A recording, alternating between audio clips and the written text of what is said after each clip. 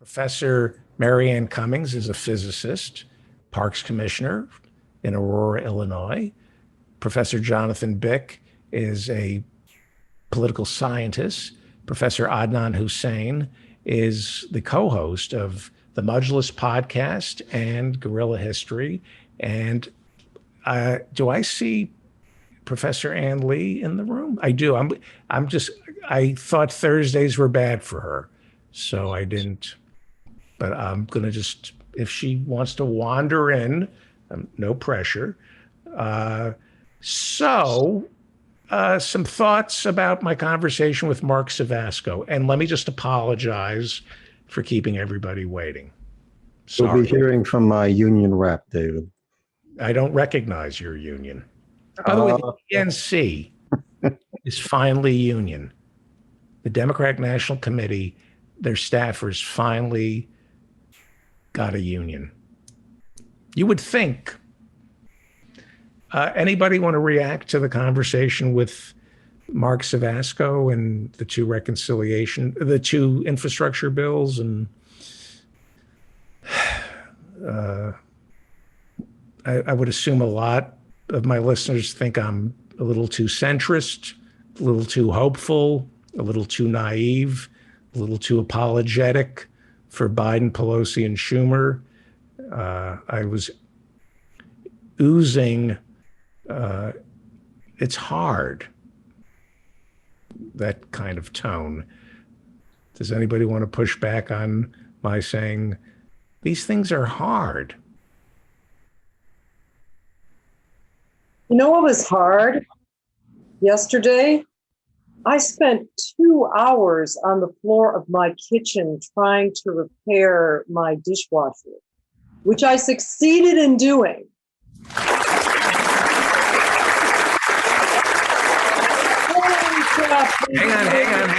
on. Well, now, in all fairness, you are a physicist. Mm-hmm. You should be able to repair a dishwasher.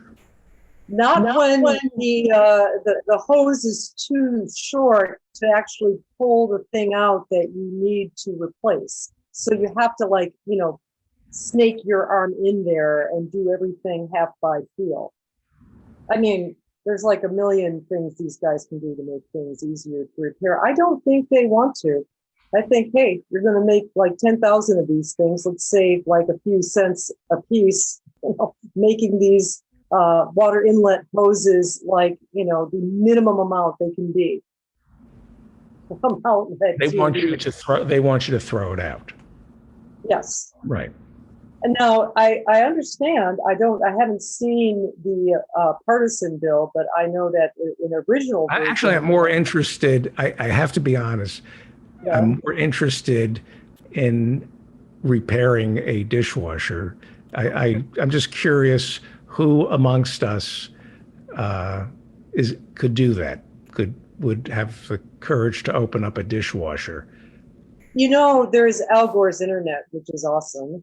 I mean, I kind of figured what the problem was, got the water inlet valve off of eBay for exceedingly cheap, and saw a little video on the YouTubes. Except it's like when I actually came to do my own repair, it was nothing as easy as the guy in the video made it out to be. I mean, there are just so many engineering flaws, but I did it. What would it have cost to have somebody come over and tell you? I don't know, but the lower limit was $100 for the Bosch technician to actually drive out there, just to drive out there, minimum $100.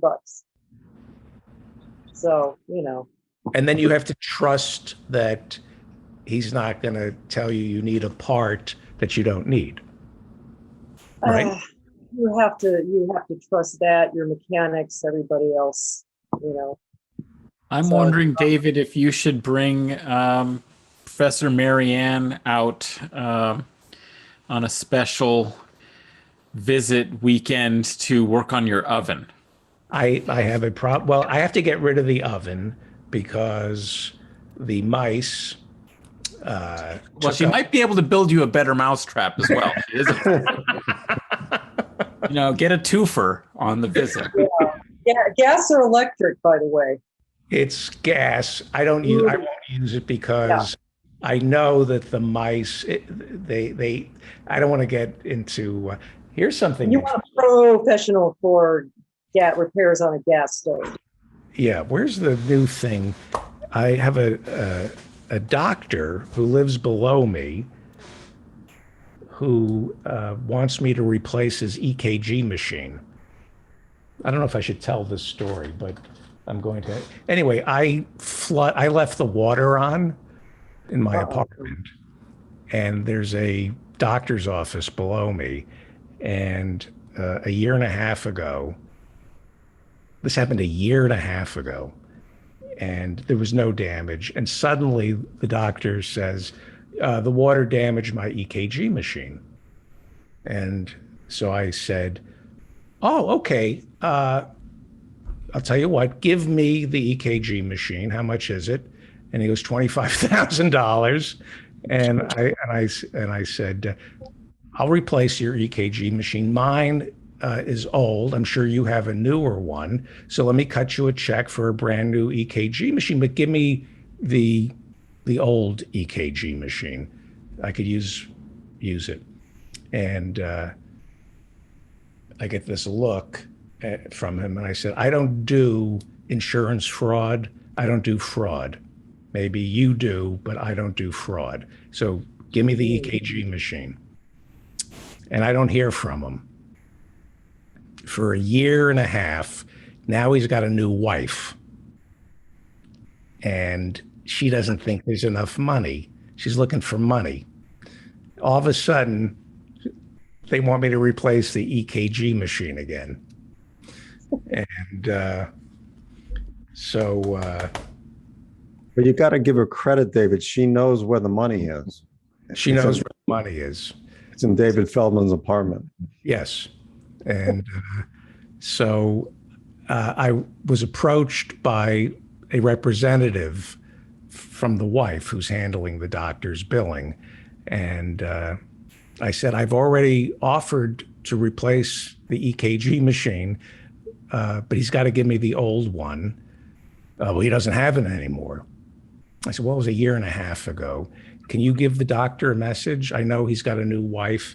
If he wants more money for his wife, tell him to be a better doctor. Give him that message for me. And so I'll keep everybody apprised of what happens with the $25,000 EKG machine that can't survive a drip of water. Well, finally, if you have that equipment, you'll feel more confident to give medical advice on the show.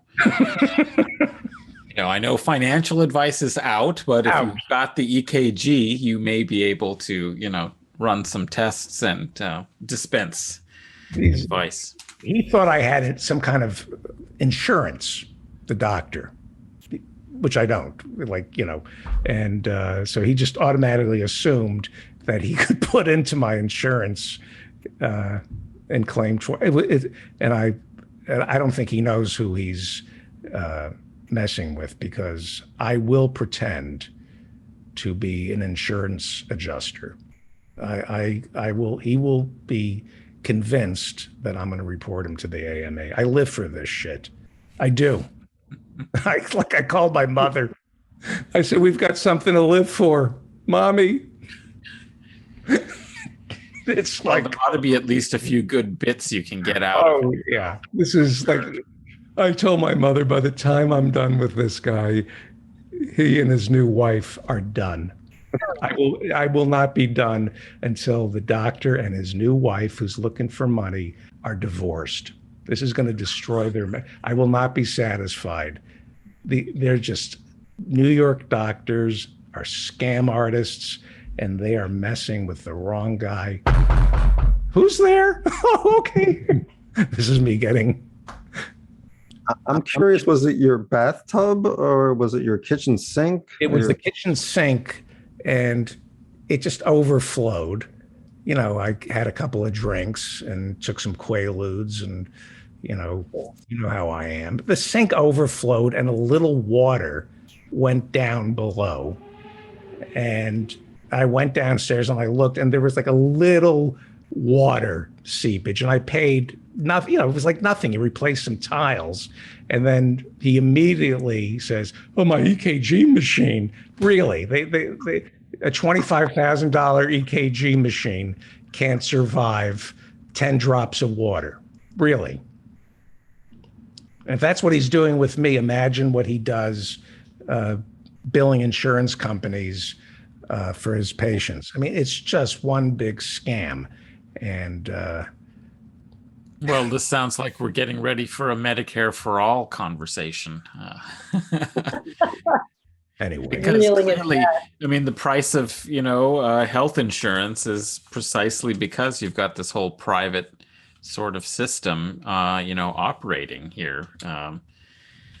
And they have an incentive, for the high cost that they have in all the billing that they have to do and the extra administration. So they also charge more for every service to these insurance companies. So I'm going to write so many letters to this doctor. Sorry, I'm getting a divorce flashback. I apologize. I'm sorry. trauma working out here. Yeah, I apologize. It's just, yes, it is a Medicare. It is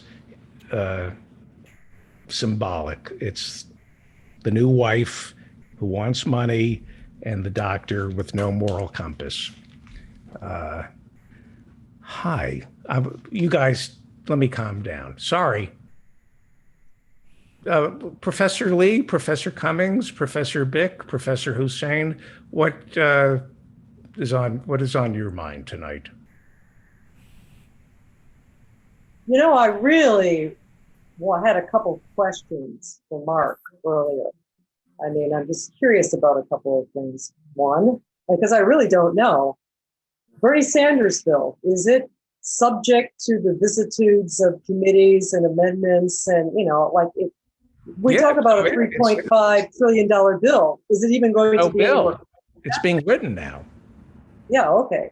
So that's, I'd like to know what his feelings are about how close we actually get. It may be altered down to almost meaninglessness, by the time it gets through.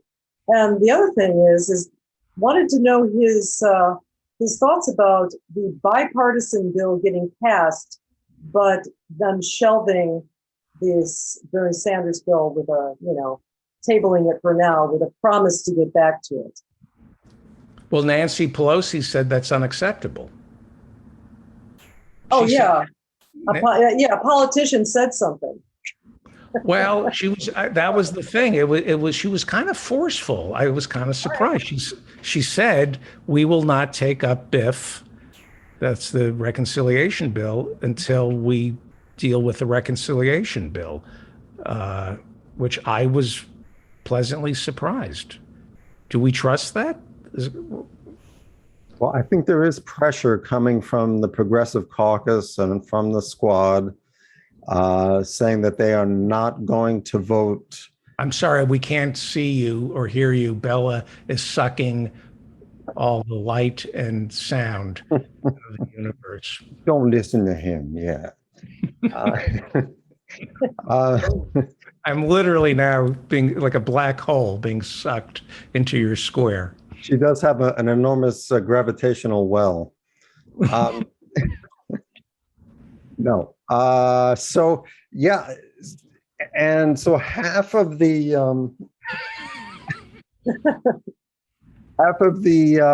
Progressive Caucus in the House, which numbers, I believe it's 96 Congress people, said they will, 60% of them said they will not vote for the bipartisan bill unless the reconciliation bill is approved at the same time. Okay. So I think this is forcing Nancy Pelosi's hand. So the question is, will enough of the Progressive Caucus hold on to that position and the Squad? It would only take the Squad. Actually, wouldn't even take the whole Squad. It would take 5 votes to stop the bipartisan bill if, in the House, if they did not do both simultaneously.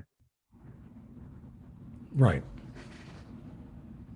Well, we're horse racing. So what is in? We don't know what's in the reconciliation bill because they did. I believe it was Votorama 2 nights ago, whatever that means, and they moved. That means they passed a framework upon which all the committees now go write a bill based on the general ideas put forth. I can tell you what's in the Yes, bipartisan bill, if you'd like. Yes, please. Yes. Okay, so roads and bridges, there's $110 billion to repair highways, bridges, and roads. We have 45,000 bridges in this country that are in poor condition. There's 40 billion The Mario Cuomo Bridge, I understand. Seriously.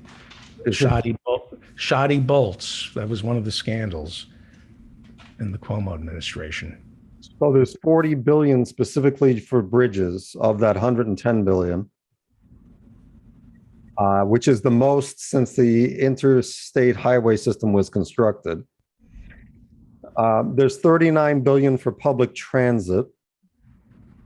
So this would improve access for people with disabilities and provide money to state and local governments to buy zero emission and low emission buses.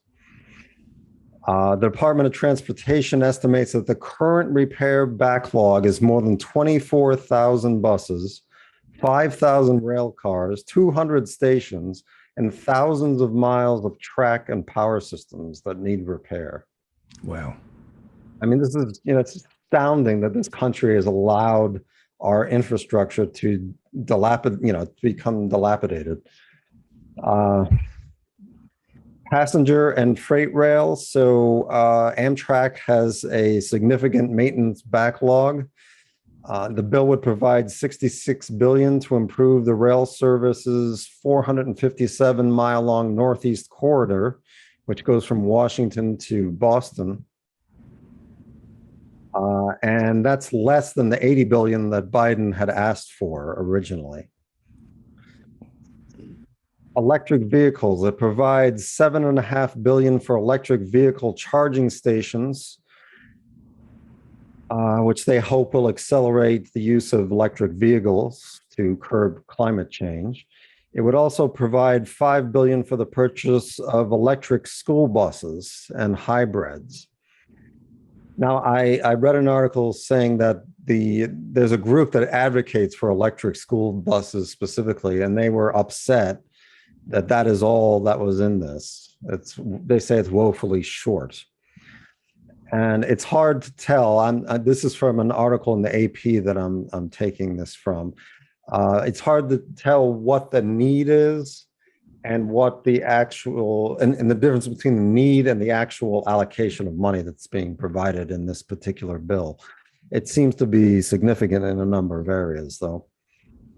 Internet access. The legislation has $65 billion for broadband access for rural areas, low-income families, and tribal communities. Modernizing the electric grid. So the bill would spend $65 billion to improve the reliability and resiliency of the power grid. It would also boost carbon capture technologies. Oh, that's Professor Marianne Cummings is a big fan of that. And environmentally friendly electricity sources like hydrogen. Now, what I heard was that the Republicans purposely excluded a provision that would have made sure that hydrogen was produced from non-fossil fuel sources. Because, generating hydrogen from fossil fuels is absurd. Well, where else are you going to get it from? It's not like water isn't made of hydrogen. Where else are you going to get it There's a clean way to make it, and they didn't. The Republicans made sure Bend your that knees wasn't. before you, did you bend your knees before you picked her up? I did. I have a very delicate back, so yeah. Wow. You're Charles Atlas over there picking up. Activate that core. That's right.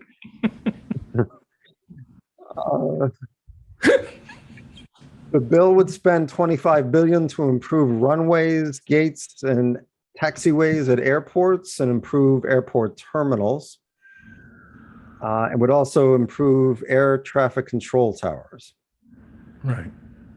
Water and wastewater improvement, 55 billion on water and wastewater infrastructure, 15 billion to replace lead pipes.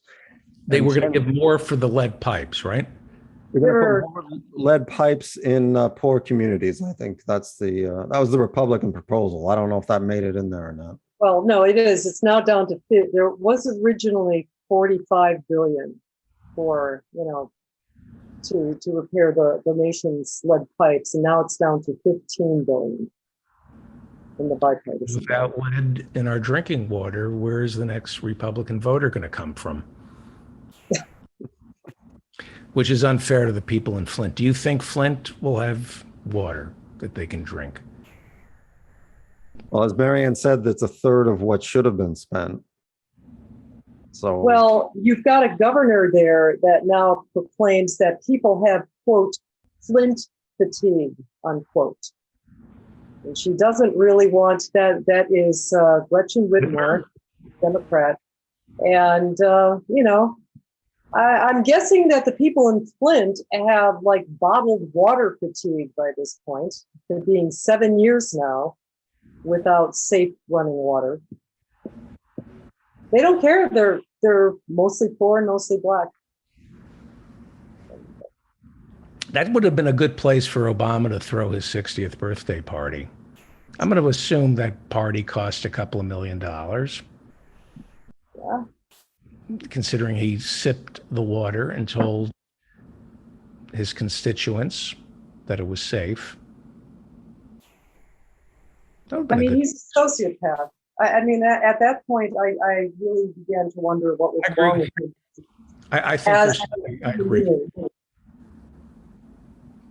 I did want to point out that 263 billion of this bill, that money is coming from COVID relief and the money that was saved by the Republicans halting the unemployment insurance benefit from the federal government, ending it early.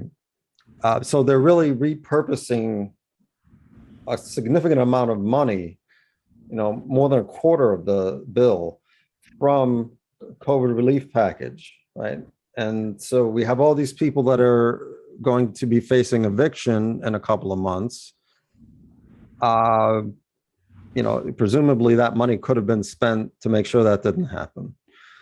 But it's going to be transferred over into this infrastructure bill instead. They're also getting money from the petroleum reserve by selling oil there that's supposed to be used for an emergency. And they're getting money from auctioning off the spectrum for 5G services. And cryptocurrency, right? They're going to regulate. There's something about cryptocurrency. I saw an article today, I didn't get a chance to read it, about there was a big scuffle over that. Maybe one of the other professors knows the details on that. Yeah. So what's bad? So from what I understand, I was wrong when I kept saying the problem with that bill is it's not enough, but there's nothing in there that's particularly bad. Well, it's a love letter to the fossil fuel industry. That's bad. This is essentially the Republican bill, right? Way back when Biden introduced the $2.5 billion infrastructure bill, Mitch McConnell came out and said, we're not going to allow anything more than $500 billion to pass. And if you take out the money from the COVID relief packages and some of this other stuff. Essentially, that's what you've got here. Right. How much of I'm horse racing this? I apologize. It's easier to horse race it. I won't do it. Now, they're not going to increase the budget for the Internal Revenue Service, which would increase revenue. That would pay for a lot. Something like $1 trillion a year is uncollected. $1 trillion a year of tax avoidance in America. So if we hired more people to work for the IRS, that would pay for this, right? Big time. Oh yeah. I mean, the investing in the IRS is one of the best returns on money you can get in the federal government. It makes no sense to starve the IRS unless you are trying to starve the federal government, which of course is the Republican playbook. ProPublica has a series of articles out now showing how the 2017 tax cut that Trump and the Republicans gave us, how it was orchestrated to benefit all the benefactors of the Republican Party. They do a line by line reveal of Senator Ron Johnson from Wisconsin, who donates. They show these are the people who donate to Ron Johnson and the super PACs that prop up Ron Johnson. And this is the carve out, something like a $250 million tax rebate to people who donate to Ron Johnson. I mean, it's so blatant and transparent, but it's all in the tax code, as I understand it, that you could change this you could turn this entire country around. You could do a 180 just through the tax code. Well, isn't that something Ralph Nader has often said, is that you have to incentivize things that are good for society, and penalize, those things that are harmful. So you use the tax code to encourage policies, programs, behavior that will actually contribute to solving problems and, make it a little bit more expensive to do the wrong things. So you're right. The priorities are embedded in the loopholes of the tax system. So in fact, actually paying for more accountants to do audits with the IRS will have two possible effects. One, raising a lot of revenue by going after people who are cheating on their taxes or not paying their taxes and so on. And the other thing is that it might encourage closing down these loopholes as well, to increase the revenues and to make things a little simpler and fairer. I think that's part of the problem, is that we have some elements of progressiveness in our tax code, but then these are all short-circuited by various kinds of loopholes to make it possible to have put these through initially, to have a progressive tax code. If we just went with a clear progressive tax code, maybe it'd be simpler as well to collect. There are moral issues. We're talking to the Reverend Barry W. Lind. You're chairman of the religion department at Queen's University in Kingston, Ontario. And I believe in keeping religion out of the public square. But there is a moral component here, that there are issues that you cannot debate, like alcohol and gambling and cigarettes and sugar. While they may not be vices, they're not good for people, so you tax them. That's just basic morality. And somehow that's up for debate. I don't understand. Well, I do understand it. Well, perhaps, Professor Harvey JK can tell us a little bit about the history of freedom and taxation. I mean, the excise taxes early on things like whiskey, Shays Rebellion. There's a long history of real objections to imposing taxes, on these kinds of goods. That is maybe hardwired into the history and culture of how Americans conceive of freedom. Freedom is being able to do all these destructive things without having to pay for them. It would be an infringement on people's sense of liberty to impose these taxes. I mean, I've seen a lot of people, you don't hear a lot of complaints now, but I can remember a couple of decades ago, lots of complaints about increased gasoline taxes. Even though we knew about pollution, we knew about the environmental effects. Since the 70s, we've known about this, but putting a tax on gas was seen as a real infringement of people's liberty to do what they want to do, which is to be able to roam the free country at will, right? Right. Let me play you a clip, and then I'll ask what's on your mind. Critical race theory. It was very good, very informative. Thank you, Mark. Appreciate it. Thank you, Mark. On the Princeton point here, you and I have discussed it at the college level. This is fair game. Go ahead and do it, right? I mean, I remember 20 years old going to Trier, Germany, and trying to find the home of Karl Marx because, 1848, he wrote Mein Kampf. I want to know what it was all about. So that's part of the education in America, if you so choose. So, how could you work for Fox and not know who wrote Mein Kampf? He obviously. But you know what I love about that clip is he knew 1848. He had that. Is that correct? Did Karl Marx write Capital or the Communist? No, the Communist Manifesto, I think, was 1848, right? Right. Okay. So he had that in his pocket. Like, look at me. I know I got 1848, but he called it Mein Kampf. I did go to Trier, Germany when I was in college and visited Karl Marx's house, but I didn't see Mein Kampf on a shelf there. It's on the bedstand. Oh, You weren't looking in the right place. And that to me answers the big question of why are Americans allowing this to happen? They're just uninformed. They're distracted.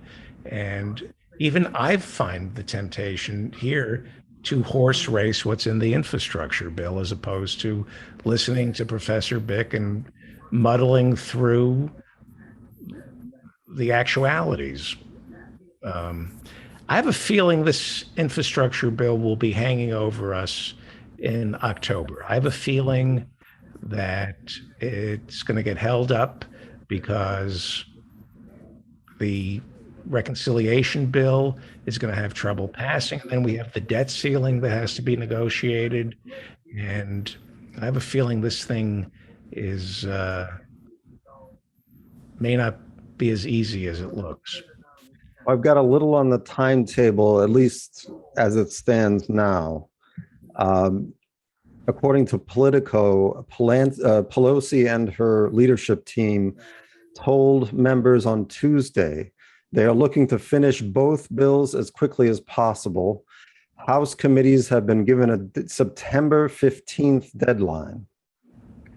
Senior Democrats and White House officials have suggested they want to pass both bills by September 30th, the same day that a large number of transportation programs and current government funding are set to expire. Right. It's the start of a new fiscal year, October 1st, I believe, right? Mm. Yeah. So that's what they're hoping for. I think it is going to be difficult, with Manchin and the Senate coming to an agreement on what is in this $3.5 trillion bill. And also Sinema, who knows what she's going to do. But I think I think the Democrats really have to push this. And I also think that the progressives in the House should stand firm, that they should say we are not going to let this bipartisan bill pass unless we get this other bill that has substantial funding for climate change initiatives, because we're out of time. We have got to do something. I mean, 3.5 trillion, even if that was all devoted to climate change mitigation or prevention, it's not enough. Would you be willing to? I'm thinking right now. All right, put yourself in Pramila Jayapal's shoes. Would you be willing to kill both infrastructure bills? If I think I think I might be willing to do that. I would. I think the progressives have got to stand up. They've got to show that they're serious. They have to show that they have some power. If they don't exercise power in a situation like this, where they actually can affect the vote, where they can actually stop one of these bills, then no one's going to take them seriously. You know, And I was, we really need the $3.5 billion, $1 trillion bill. Sorry. they need to do that and show average voters that something can happen at all for them. I'm sorry. I you mean, have I to was say it again, please. joking. What's that? I didn't hear what you said. I'm sorry. Oh, they have to show regular Dem voters that something can happen for them, that something can actually happen for them. I mean, I was joking a little bit when I was going door to door for Nina, and one woman told me that voting is useless. She hasn't voted in years, and I got a little pouty face about driving all the way from Aurora, Illinois. And she was just fascinated that I did that. And then she ended up promising that she would vote. But, you know, that's what you get. I'm sure a lot of these neighborhoods, my neighborhood wasn't affected by Trump becoming president. It's not being affected by Biden becoming president. It's more affected by stuff we did locally than anything else. And that's kind of, I mean, it's not just going big to save the planet. It's going big if you want to hold on to your majorities. If you want a Congress that's at all functional in 2022, you have to show that you can get serious stuff passed that's not just sops to the donor class. Right. I'm sure there are people who understand this. It's just that they have not been under pressure for decades, like they may be becoming under pressure now. Right.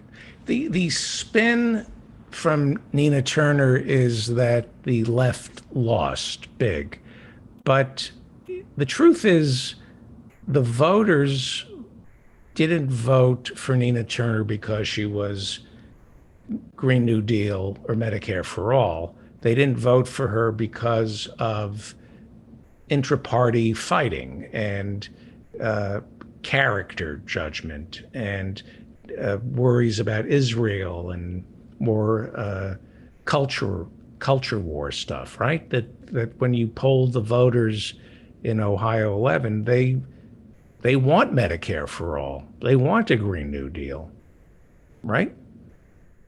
And by the way, there was just, I saw some of the flyers that were just blanketed over. I mean, they were just outright lying about Nina Turner. And, you know, where Nina Turner wasn't for Medicare for all, she wasn't for any of these things. And she was pro-Trump. I mean, you're talking about lying, you know, a little while ago. What's it? Lying worked for Chantel Brown, for which she'll be rewarded by the Democratic Party. So, you know. Say and do whatever it takes to win. And but I'm going to answer somebody in the chat, and they didn't vote because she was lied about. I think that contributed to the not wanting to say. I mean, people were telling me even at the polls that they were sick and tired of the whole negative turn of the campaign, which is also the point. But Nina didn't have a ground game much. I mean, she had a very weak ground game in Akron. I mean, that campaign office should have been bustling with activity those last 3 days. I mean, there needed to be somebody like me, like going door to door in every damn precinct. You know, but that's the other myth. We had talked about this last week. one of the myths is, and I think I helped spread it, is that they were equally funded, but Brown had way more money when you throw in Dark money. Yeah. Yeah. The official campaign, I think officially the Turner campaign had raised about twice as much as the Brown campaign, but then there were all these outside groups that came in at the last minute, and they were just with way more money. Right. And And these special elections are not leading indicators of where the voter is heading.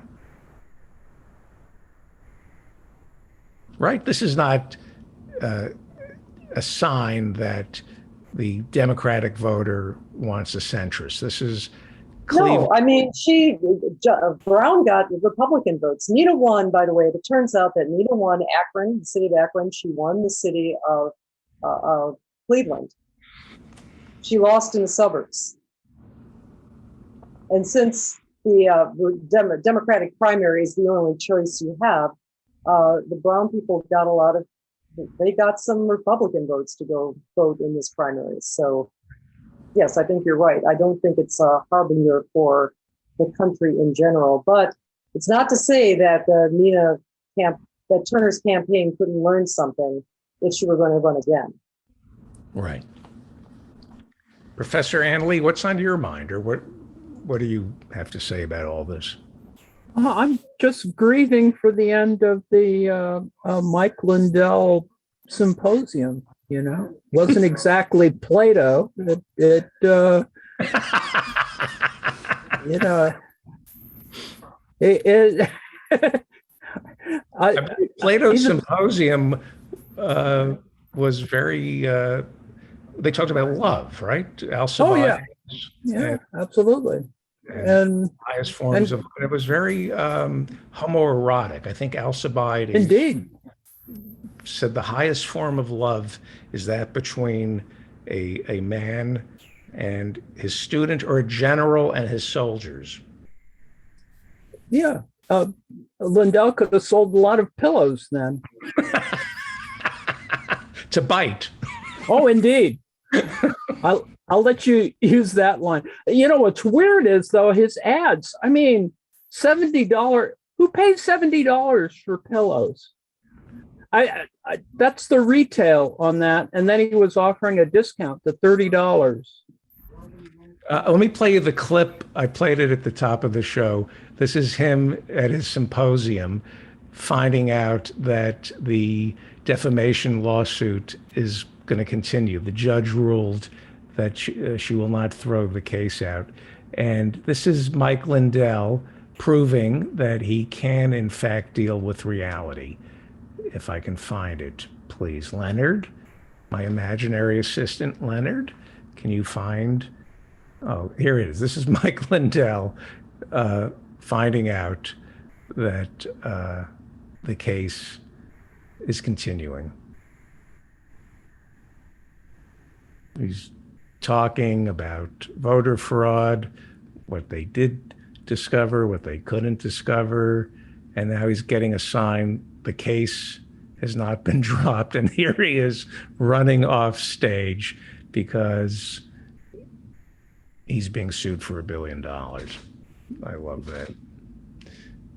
Why the man is a crack addict, literally a crack addict, gambling, and how do you if it really does remind me, and I know you lose the argument when you say this, but when you look at who Hitler surrounded himself with, these lowlifes, it's this. They're not as bad as, but they're pretty close in terms of the sociopathy, right? Well, I mean, the sort of the best scam he could afford at the time. I mean, he got a lot of people there to show up in South Dakota, of all places, and but even his experts betrayed him. I mean, they weren't getting enough side money. I don't know. I mean, it's like towards the end, Hitler was making side payments to his generals. This is pretty much the same deal. Was Hitler doing that? Yeah, when he was replacing a lot of generals because he wasn't getting his way relative to running some of the late end of the campaigns. Wow. It's literally beyond belief. Professor Adnan Hussein, what is on your mind? What is? Oh, well, I know we're running late, so That's okay. I kept Professor Harvey J.K. isn't here yet, so he's running late. oh, okay. He just seems to be pretty active in the chat. So somebody. Is Professor K? Yeah, he's he is here, David. Somebody's ghosting as him, but I guess maybe the big thing that we should be talking about, of course, is the IPCC report and the contrast with. Notice that Professor Faluna He's not here. Yes, noticeably absent after the got too depressed with the news. I think. I mean, it's just too big to deal with. In fact, actually, for Guerrilla History, we had recorded a discussion today that'll be out next week on how do you deal with pessimism in the face of such horrible news and the fragmenting of the left, the terrible news about the climate crisis just accelerating. How do you continue to feel that there can be some hope for the future and to keep up the struggle? I mean, it isn't easy, especially when you see that under the Biden administration this summer, there's been a huge surge in permits for oil drilling on government lands. And it just seems that the realization that we all understand and are grappling with, a sense of grief that the planet is being killed and destroyed in front of us, just hasn't set in with policymakers and leaders. They just don't seem to have the will. And obviously we can't be disappointed entirely in them. This is something that I think we all have to remember. Being disappointed in politicians means you haven't really done your job. And I think that's what's most depressing to me, is that instead we have a lot of internecine online left factional disputes when we have a big agenda that we need to be organizing around, and we need to focus on that. And I just don't feel like there's maturity in our movements. We just haven't developed the clear and decisive focus around what is really the priority. Let me two things. I want to ask you about the internecine fractionalization on the left, which I've been watching, unfortunately. But the other thing is, Biden has said that oil, fossil fuels, it's a dying industry. So giving out, I'm not defending Biden, but giving out permits doesn't necessarily mean that they're going to use those permits, because the demand for oil, perhaps we're past peak oil, and as new technologies come online, just because we've opened up certain areas for drilling doesn't mean that they're going to take advantage of that.